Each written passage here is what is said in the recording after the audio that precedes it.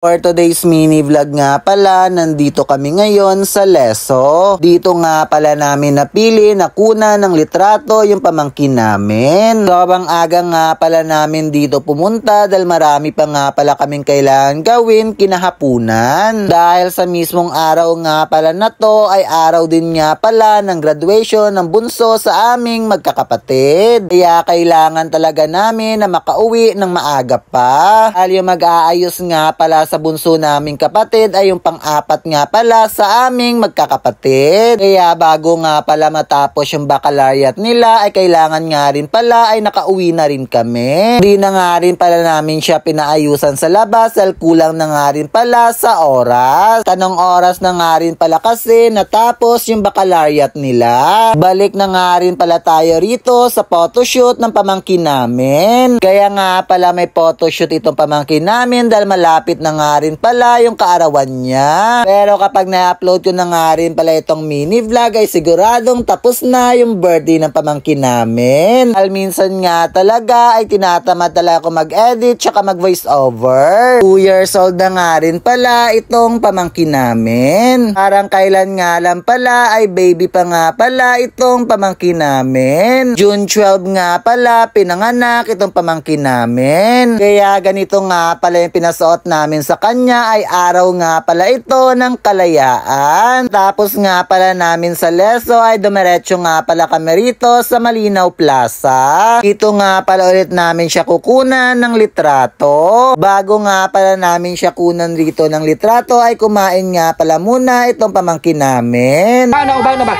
Ubahan natin mga ambong initan yan, initan. Ubahan natin yung ambong, ubahan yan.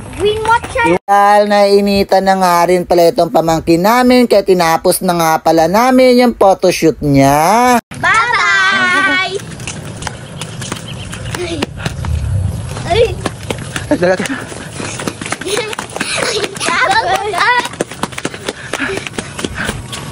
Pero bago nga pala kami umuwi ay naghanap nga pala muna kami ng pwede naming kainan. Dahil sa aga nga pala namin umalis ay wala pa nga pala kaming kain ng agahan. Buti na nga lang talaga nadaanan namin itong Balayan Kitchenette. Kaya kumain nga lang pala muna kami bago umuwi. Madami ka nga pala rito pwedeng pagpilian na silog. Pero yung napili ko nga pala rito ay sisig silog. Pero yung in-order nga pala ng mga pamangkin namin ay ham silog tsaka hot silog. Meron nga pala sila ritong corn silog tsaka long silog din. Pero kung gusto mo nga pala ng bok choy ay meron din nga pala sila rito. Kaya kung mapapadaan nga pala kayo rito ay try nyo nga palang kumain. Dahil masarap nga rin pala yung lasa ng mga pagkain nila rito. Kaya andito na lang muna. Paalam!